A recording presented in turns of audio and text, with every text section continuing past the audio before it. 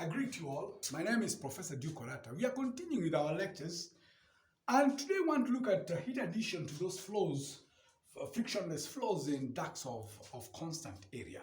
But before we do that, we need to remind ourselves of certain fundamental principles involving momentum and energy equation, which are going through. And once again, I continue encouraging you to go through our lectures systematically so that we are all in phase as we are discussing these concepts. Let's look at the energy equation.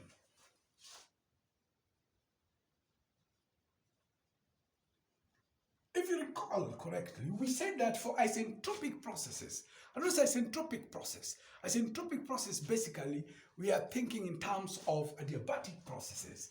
If you look at the Clausius-Clapeyron equation, Clausius inequality, inequality, we say that ds is greater or equal to dq over t. And so if we are dealing with adiabatic processes, then dq will be 0 or ds will be 0. Will be 0 in that particular case. So if ds is equals to 0, then we are talking about an isentropic process. And so if you go back to the basic or the first law of thermodynamics, where we say that H is equals to U plus PV, where HU plus UP and V have the usual meanings, which you're all familiar with by now, so that DH will be du plus PdV plus V dP. And what is du? From first law of thermodynamics,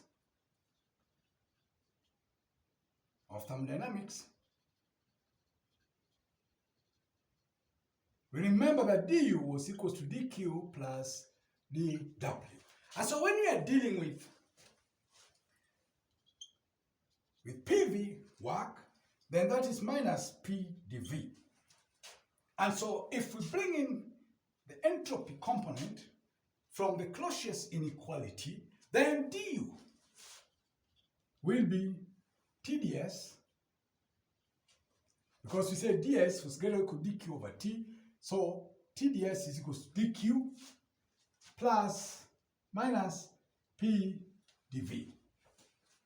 So we have that expression there. So let's just call that expression number 1, let's call that expression number 2, let's call that expression number 3, let's call that expression number 4, so that we are able to work our things out. So that if you substitute expression 4 into expression 2 in place of du, that is on substituting equation 4 into equation 2, what do we have now?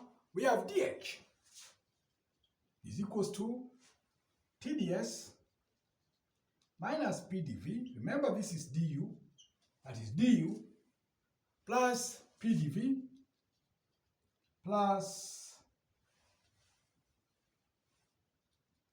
V dP. Of course, these two terms will cancel out, so that when we are dealing with the isentropic process where we said ds was 0, this term also will vanish. TdS becomes 0, therefore dH. Therefore, those three dots represent therefore, as a notation, dH equals V dP. That one, let's call that equation 5. And so if you go back to the energy equation for steady state flow processes, energy equation for steady flow processes, remember, dH plus dc squared over 2 plus gdc was dq plus dw. We know that is enthalpy change. Don't remember that. Let us do with enthalpy. Remember, dc squared over 2, that is kinetic energy, and gdc is potential energy. And this is called zero if there is no significant change in the datum level. So we assume that is zero.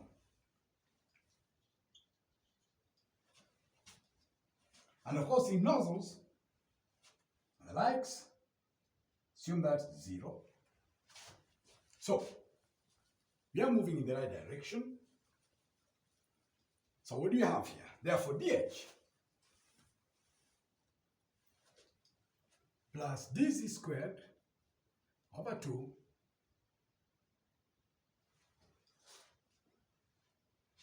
is 0, because that is 0. That's a 0. Remember, that's adiabatic, it's entropic, so is equals to 0. So if we plug in, let's call that expression number 6. So if we plug in the expression which we had here, number 5, expression 5 for ds, if we replace dh with expression 5, therefore replacing dh, we have vdp plus dc squared over 2 is equals to 0. And so basically, this is our energy equation. And remember our momentum equation, which we had derived. For the momentum equation, again, I encourage you to go through our earlier lectures.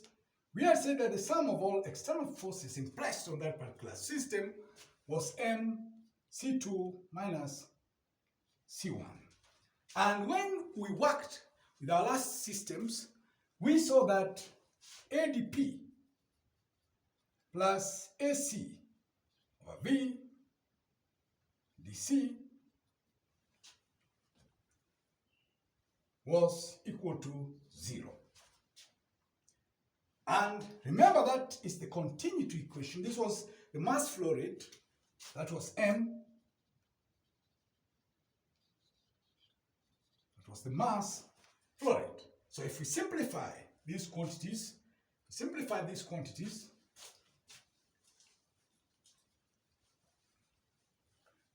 if we simplify, that's on simplification.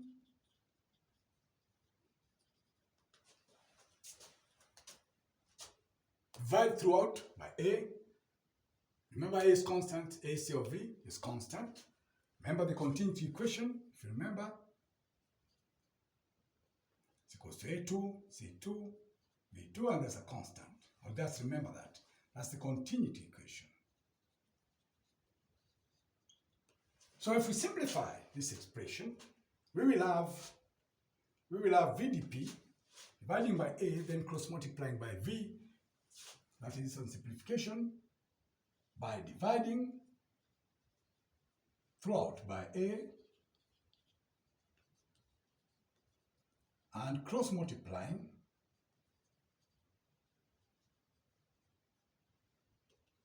by V. We will have VDP plus VDP plus CDC is equals to 0. So let's call that equation, this equation let's call the energy equation 7, let's call this 8. And you see that the energy equation and the momentum equation are the same. The energy equation and the momentum equation and momentum equations are the same. Very simple. That's accurate. So we have VDP plus DC squared over 2. This other one is VDP CDC. And clearly you see that this particular DC squared over 2, you can still, when you integrate this quantity here, you will get the same expression. Just make sure you take note of that. DC squares and CDC, they are the same. That if you integrate CDC, you get C squared over 2 plus some constant. And if you integrate DC squared over 2, you still get C squared over 2. plus some constant. So those two equations are the same. VdP, of course, are both the same. Now, when you add heat to, in the case of a flow which is not adiabatic, these are expressions based on a system which is isentropic or adiabatic. So when you have heat flow, heat addition,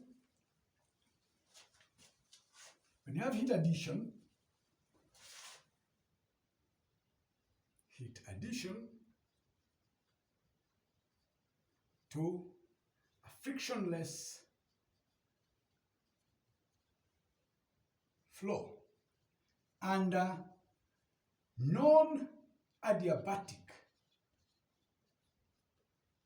conditions, then you notice that now the momentum and the energy equations are not the same. Remember, the energy equation, which we said was VdP plus dc squared over 2 now is equals to dq, because it is non-adiabatic. When it's adiabatic, then dq is 0. So we move further so that what we now have, what we had here, this remember was dh. So dh plus dc squared over 2 is equals to dq. And recall that dh, remember dh is cp dt. So we can have that particular place there now, cp dt plus dc squared over 2 is equals to dq. So that basically, if you do your integration, that is on integration, we now have the expression then. Expression now is very simple. We have integral of cp dt from some limit 1 to 2 plus dc squared over 2 from some limit 1 to 2 is equals to integral of dq. And very important to always remember, Q, heat and work, are path functions. They are not state functions. State functions depend on the initial and final states of the system, not the path, but path functions depend on the path. So they are not exact differentials. And if you go through our lectures, you will know what exact differentials are. So we will have here Cp in T2 minus T1 plus C2 squared minus C1 squared over 2 is equals to Q. And that is the energy equation. And the differential form of our momentum equation,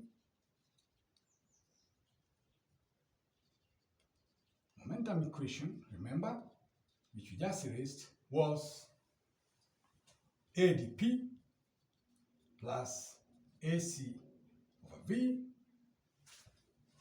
dC is equals to 0, not forgetting that's our mass flow rate from the continuity equation. And so, in this particular case, we have dP, therefore, dP is equals to minus C over V dC. Very simple. We just eliminated the area. Then we are left with the quantities and we just move this to the other side. So if you integrate this quantity on integration,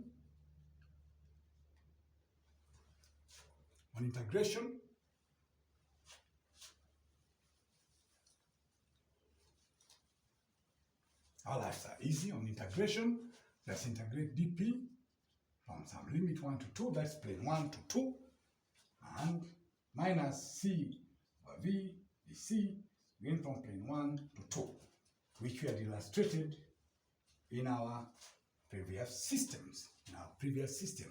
Only that this one now is not, the area is not changing. This is a constant area duct. In the other case, remember, we had the duct where the surface area was changing. Plane 1, plane 2. Now we're just having a straight duct where surface area is not changing. So in this particular case, we'll have P2 minus P1 is equals to C minus C over V, C2 minus C1. And don't forget, we have just used our simple identity. The integral of dx is x plus c. Don't forget that. Very, very simple.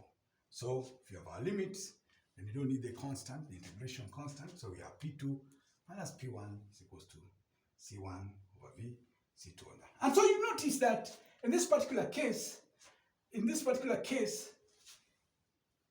the momentum equation and the energy equation is the energy equation,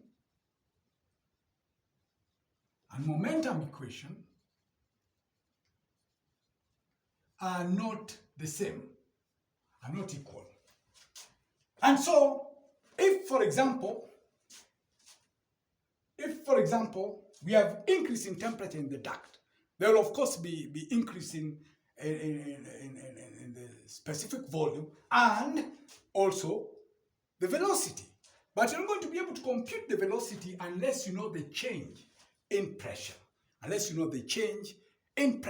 So what does that mean? So even as you're dealing with pressure, we can make our lives easy by assuming an equation of state. An equation of state, you can assume that that fluid is perfect. So we'll use an ideal gas equation of state.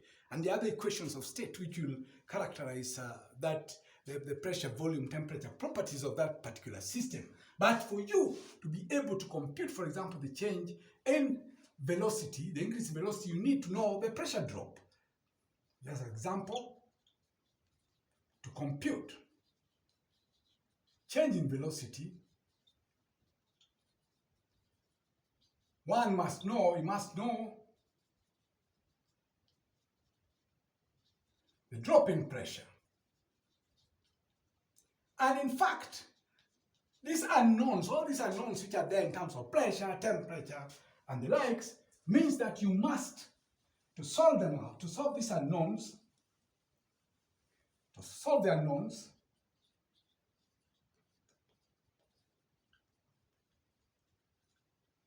you will basically need an equation of state, where in this case you can assume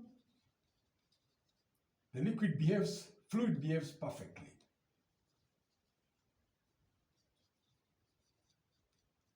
You need to work also with the continuity equation,